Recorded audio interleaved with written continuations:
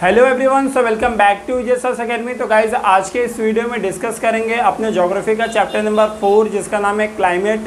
Third chapter तक हम लोग ने लास्ट लेक्चर में कर लिया था। तो ये पर्टिकुलर वीडियो में हम अपना फोर्थ चैप्टर स्टार्ट करने जा रहे हैं जो आपके एग्जाम पॉइंट ऑफ व्यू से इंपॉर्टेंट रहेगा, क्योंकि इसके अंदर ऑलमोस्ट मैं आप लोगों के लिए 6 ज्योग्राफिकल रीजन्स कवर करने वाला हूँ और 4 लॉन्ग आंसर्स कवर करने वाला हूँ। तो देख लेते हैं कौन कौन से क्वेश्चन इस पर्टिकुलर चैप्टर के अंदर इंपॉर्टेंट रहेंगे। आपको मैं एक एक आंसर सिखाता चलूँगा, बहुत ज़्यादा इजी आप लोगों के लिए हो जाएगा जब एग्ज़ाम के लिए आप पढ़ना चालू करोगे तब। तो स्टार्ट करते हैं हमारे फोर्थ चैप्टर का फर्स्ट ज्योग्राफिकल रीजन जिसका नाम है जो फर्स्ट क्वेश्चन है इसका वो है north eastern part of the Brazilian highland receive very less rainfall. अब ब्राज़ील के हाईलैंड की बात करो तो हमें पता है ब्राज़ील का हाईलैंड यहाँ पे रहता है। अब ब्राज़ील के हाईलैंड के नॉर्थ ईस्टर्न पार्ट यानी ये पार्ट में रेनफॉल कम होता है, receive a very less rainfall. ऐसा क्यों होता है हम देखेंगे। पहला पॉइंट देखते हैं, the wind blow from the south eastern Atlantic ocean in the south east and the north east direction और obstructed by the Brazilian highland. क्या होता है साउथ अटलांटिक ओशन, ये जो साउथ अटलांटिक ओशन है यहाँ से जो भी विंड फॉल होता है वो क्या करता है इस हाईलैंड से टकरा जाता है। इस हाईलैंड से टकरा के वो ऊपर की तरफ चला जाता है, वो ऊपर की तरफ चला जाएगा यानी ब्राज़ील के ये पार्ट पे बारिश नहीं होगी, ये पार्ट पे बारिश नहीं होगी। विंड यहाँ से जाता है टकरा करके ऊपर चला जाता है तो ब्राज़ील के ये पार्ट पे बारिश नहीं होती है। ये एक पहला पॉइंट हो गया। This wind move upward along with the slope of the Brazilian highland at a higher altitude. Condensation process take place. जब इससे टकरा करके वो हायर अल्टीट्यूड पे चला आता है तो कंडेंसेशन होता है। कंडेंसेशन होना यानी जब ठंडी हवाएं बादल में कन्वर्ट होती हैं तो उसे कंडेंसेशन कहा जाता है। उस तरह से वो कन्वर्ट हो जाता है, वो मैंने ऑलरेडी बता दिया। इस प्रोसेस के बाद ज़्यादातर जो रेनफॉल है वो यहीं पड़ जाता है, इस साइड तक क्रॉस नहीं हो पाता। थर्ड पॉइंट है, when this wind crosses the top of the Brazilian highland to the other side of the mountain, this wind are dry. जब ये विंड ऊपर जाके कंडेंसेशन होता है, बारिश यहीं हो जाती है। जब ये विंड क्रॉस करता है तो विंड काफ़ी ड्राई होता है, यहाँ पहुँचता है तो विंड काफ़ी ड्राई हो जाता है। इस वजह से ब्राज़ीलियन नॉर्थ ईस्ट साइड में बारिश, ब्राज़ीलियन हाईलैंड के नॉर्थ ईस्ट साइड में बारिश नहीं होती है। तो ये आपके पहले आंसर का एक्सप्लेनेशन था। आई होप सभी लोगों को समझा होगा। 3 पॉइंट है, बहुत ज़्यादा इजी है। नॉर्थ ईस्ट से हवा आई, ब्राज़ीलियन हाईलैंड पर टकराई, ऊपर जाने की वजह से ये साइड बारिश हो गया, ये साइड बारिश नहीं हुआ। ये साइड जो हवाएं भी गई है सबके सब ड्राई विंड है जिस वजह से वहाँ पे बारिश नहीं होती है। सेकेंड क्वेश्चन देखते क्या है, snowfall doesn't always occur in Brazil. Brazil के अंदर स्नोफॉल नहीं होता। इसका फर्स्ट पॉइंट क्या है, जो स्नोफॉल है, स्नोफॉल जनरली कहाँ होता है। अब अगर हम लोग अर्थ का मैप देखें तो स्नोफॉल जनरली नॉर्थ साइड में होगा, स्नोफॉल नॉर्थ में होगा या साउथ पोल में होगा। बट ब्राज़ील जो है वो इक्वेटर पे है। ब्राज़ील कहाँ पे है, इक्वेटर पे पाया जाता है, एकदम अर्थ के एग्जैक्टली बीच में पाया जाता है, जिस वजह से वहाँ पे ठंडा होना तो पॉसिबल नहीं है, क्योंकि जो बर्फ़ है वो पोलर रीजन पे पड़ता है, नॉर्थ पोल पे पड़ेगा या तो साउथ पोल पे पड़ेगा। तो टेम्परेट जोन में है वो polar zone due to the polar wind. It is also occur in the mountainous and hilly region of the high altitude. वहीं पे ब्राज़ील के अंदर हमने देखा है किसी भी तरह का बहुत बड़े बड़े माउंटेन नहीं पाए जाते हैं जैसे कि इंडिया में पाया जाता है, जिस वजह से भी वहाँ पे बर्फ़ का हो पाना पॉसिबल नहीं है। सेकेंड पॉइंट क्या है, Brazil is not located in a polar region, most part of the Brazil located in a tropical zone. Brazil का ज़्यादातर जो पार्ट है वो ट्रॉपिकल जोन में है, ना कि वो पोलर रीजन में है। थर्ड पॉइंट क्या है, there is no mountainous region in Brazil. Brazil में किसी भी तरह का माउंटेनियस नहीं पाया जाता है, जिस वजह से ब्राज़ील के अंदर स्नोफॉल होना पॉसिबल नहीं है। आई होप सभी लोगों को ये चीज़ समझ में आई होगी। जाते हैं थर्ड क्वेश्चन पर। The average annual temperature in India is always high.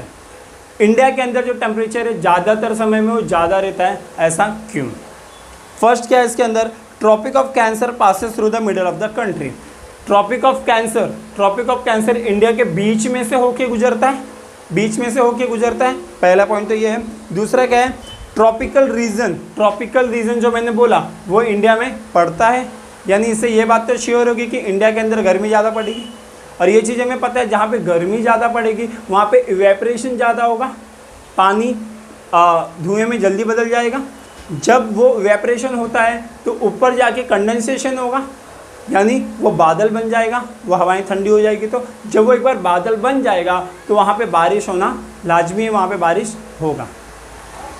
Second point क्या है, in winter the temperature stop drop below 0 degree Celsius in some part of India, however during the summer the temperature increases up to 50%।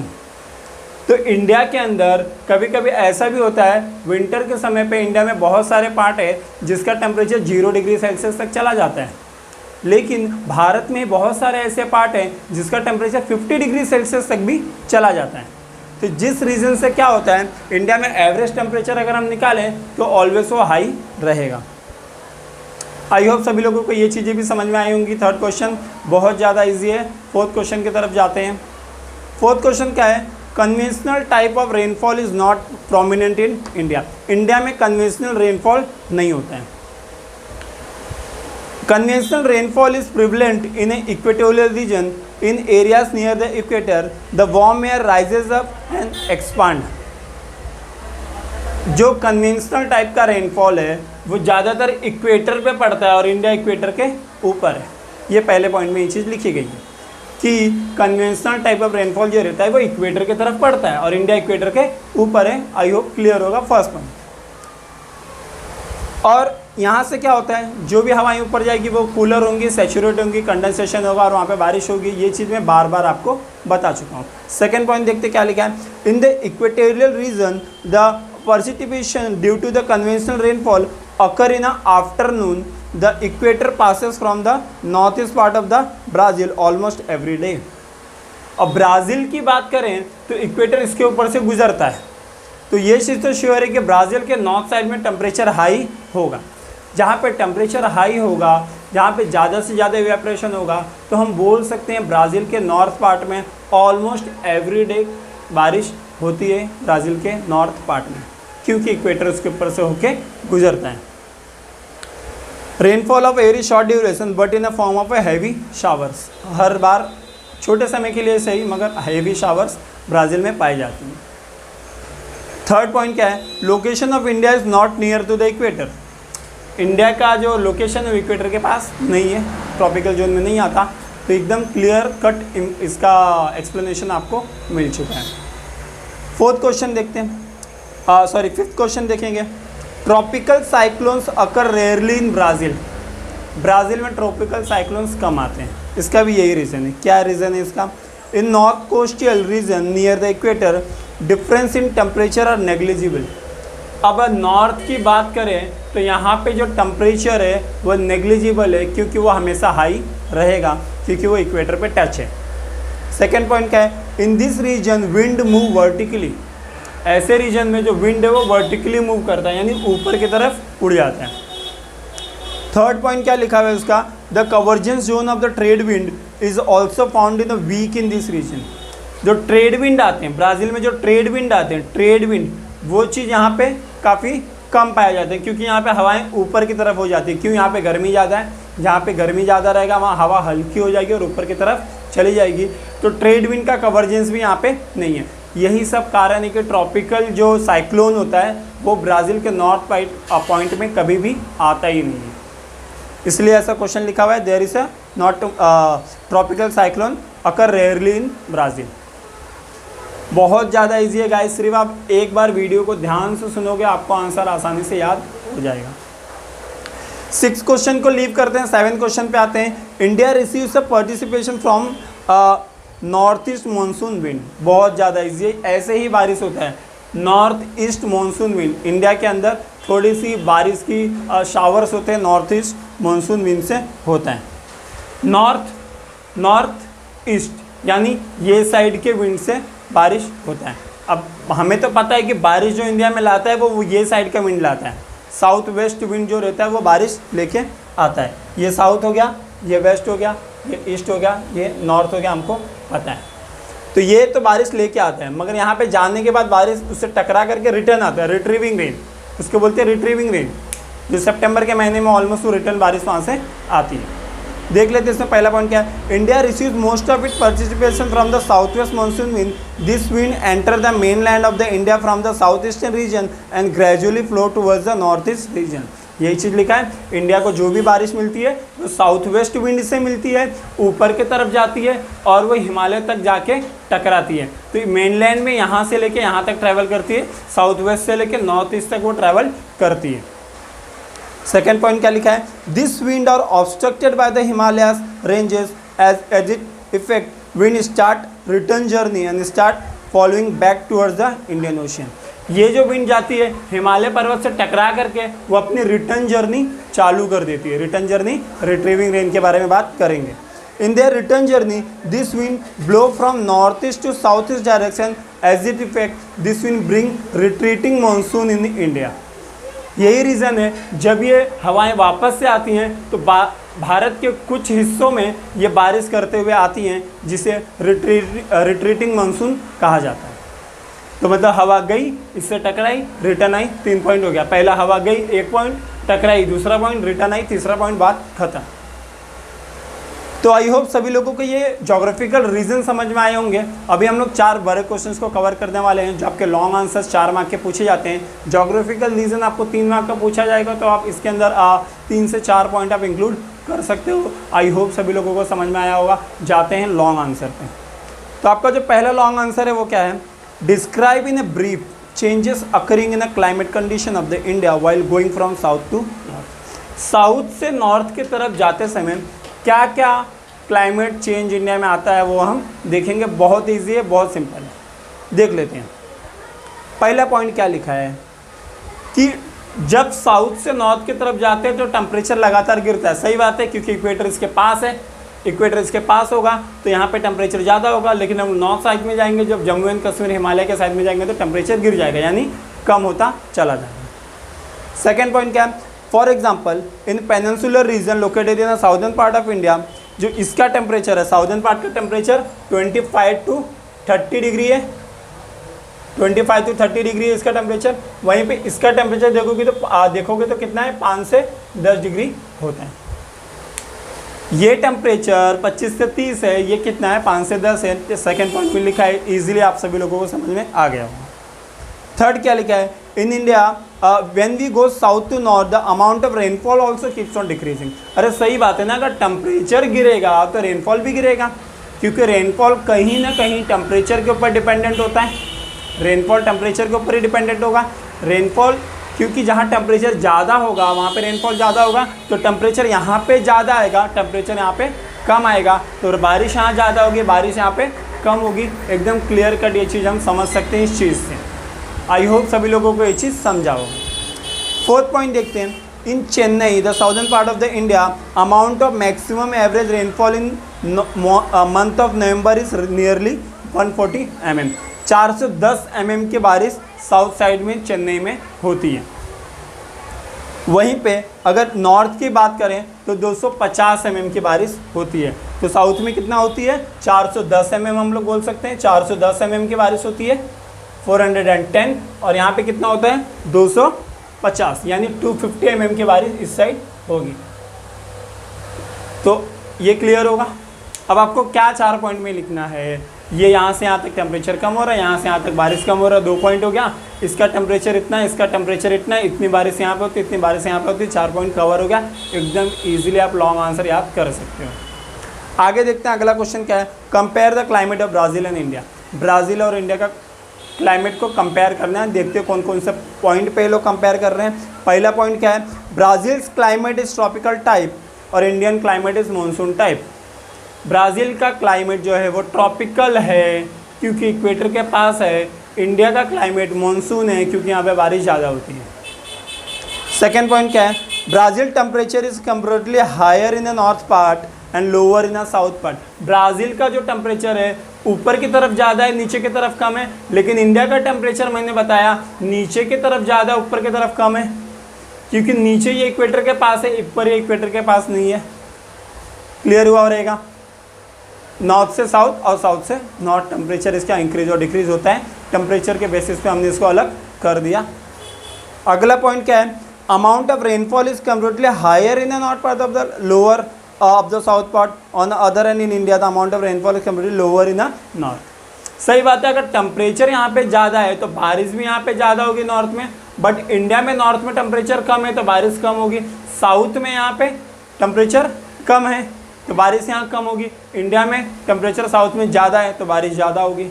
इस line को वापस से reverse करके सुनना, क्योंकि clear cut right line बोली गई है तो वो चीज़ अगर आप रिवर्स करोगे तो सुनाई देगा, और टेक्स्ट बुक में तो सॉरी आपके डाइजेस्ट में एकदम क्लियरली ये लाइन को लिखा गया है, आप समझ जाओगे, क्योंकि आपको कॉन्सेप्चुअल क्लैरिटी आ जाती है वीडियो से उसके बाद। ये आपका कंपैरिजन हो गया। आगे आपका 2 क्वेश्चन और है। Explain the importance of Himalaya in Indian ocean with respect to climate. Himalaya का क्या इम्पोर्टेंस है इंडियन ओशन के अंदर, क्योंकि हिमालय हमारे लिए बहुत हेल्पफुल है। हिमालय कहीं ना कहीं ठंडी हवाएं जो हमारी ऊपर की तरफ से आती हैं उसके हिमालय पर्वत यहाँ पे आके स्टॉप कर लेता है। तो इसका पहला पॉइंट क्या है, Indian ocean Himalaya plays a important role in the formation of the south monsoon. ये साउथ ईस्ट का जो मानसून है उसके लिए इंडियन ओशन और हिमालय दोनों इंपॉर्टेंट रोल प्ले करते हैं। कैसे करते हैं हमको पता है, ये यहाँ से यहाँ तक ट्रैवल करता है।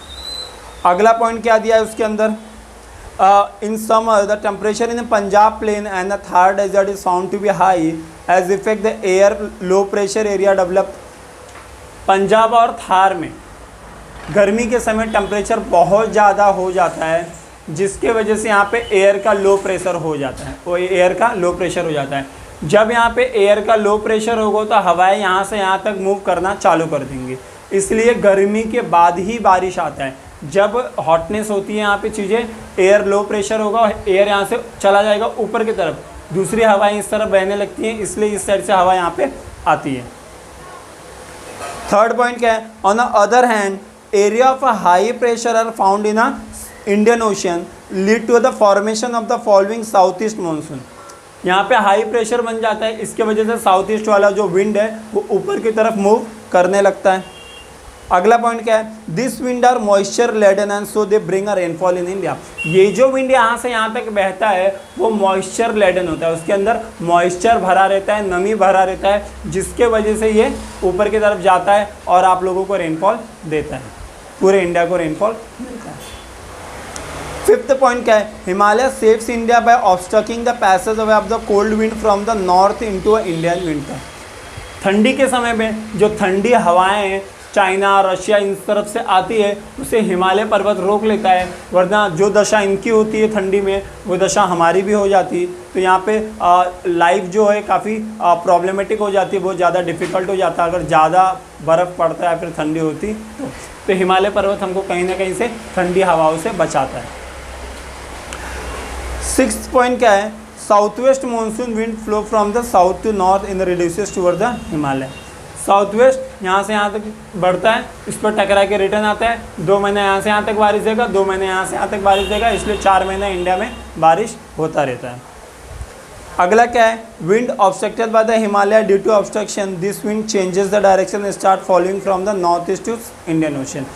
इस पर टकराने के बाद ये रिटर्न जाता है। पॉइंट को कवर किया है, आपको कॉन्सेप्चुअल मालूम है कि बारिश किस तरह से इंडिया में आती है और जाती है, बस इसको पॉइंटर बना बना के आपको लिखना है। आप जब रीड भी करोगे पढ़ोगे तो चीज़ें आपको अच्छी तरह से समझ में आ जाएंगी। अगला क्वेश्चन क्या है, discuss right A factor affecting climate of Brazil. Brazil को कौन कौन सी चीज़ें अफेक्ट करती हैं देख लेते हैं। पहला पॉइंट इसमें क्या है, पहली बात तो ये इक्वेटर के पास है और उसमें ग्रेट एस्कार्पमेंट है।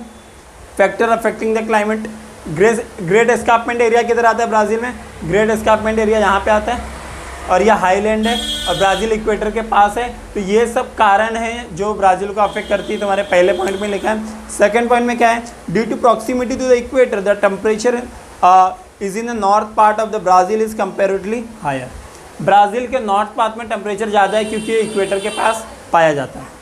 अगला पॉइंट क्या है, average temperature in Amazon river basin is 25 degree to 28 degree Celsius. The overall climate in this region found to be hot and humid. जो अमेजन रिवर यहाँ से यहाँ तक बहती है उसका टेम्परेचर 25 से 28 डिग्री सेल्सियस है। इसका मतलब यहाँ पे most of the time year में क्या होता है, ज़्यादा से ज़्यादा टेम्परेचर पाई जाती है। तो आई होप सभी लोगों को ये चीज़ क्लियर हो चुका होगा। आगे देखिए दूसरा पॉइंट क्या है, the amount of annual average rainfall Amazon river valley is nearly 2000 mm। Brazil के अंदर 2000 mm का रेनफॉल एवरेज पाया जाता है। जैसे हमें पता है कि ब्राज़ील में नॉर्थ पार्ट में ज़्यादा गर्मी है तो वहाँ पे ज़्यादा से ज़्यादा बारिश पड़ने वाली है। जब ज़्यादा से ज़्यादा बारिश वहाँ पे पड़ेगी तो ये चीज़ से प्रॉब्लम होगा। The Great Escarpment in a Brazil highland obstruct the trade wind blowing from the southeast and the northeast direction. This lead to the heavy rainfall in the windward side of the Great Escarpment. ये चीज़ मैंने आप लोगों को बताया था, जो भी wind south से हाईलैंड पे जाके टच होगी वो कहीं ना कहीं ये साइड ही बारिश लेके आएगी, विंडवर्ड साइड बारिश लाएगी, अगले साइड वो बारिश नहीं लेके आएगी। ये चीज़ हम लोग ने ऑलरेडी देखा है। विंडवर्ड साइड वो बारिश को नहीं लाती है, वो हमेशा उल्टे साइड में बारिश को लेके आती है। तो आई होप सभी लोगों को पूरा का पूरा चैप्टर अच्छी तरह से समझा होगा। जो आजू बाजू के कुछ नॉइज़ आ रहे होंगे काइंडली उसको आप इग्नोर करो थोड़ा सा, क्योंकि थोड़ा सा इशू ओपन क्लास में बनाने में ये प्रॉब्लम होती है। तो लेकिन आपको मेरी वॉइस क्लियरली आ रही होगी, आप एयरफोन लगा के वीडियो को अच्छी तरह से देख सकते हैं, आपको पूरा वीडियो आई होप समझा होगा। अभी के वीडियो में बस यहीं तक रखते हैं। अगले वीडियो में मैं नए चैप्टर के साथ आऊँगा, चैप्टर नंबर 5 के साथ आऊँगा। तो वीडियो को ज़्यादा से ज़्यादा शेयर करना, चैनल को सब्सक्राइब कर लेना। अभी के वीडियो में यहीं तक रखता हूँ, मिलता हूँ अगले वीडियो में। तब तक के लिए bye bye, take care, be safe and study well.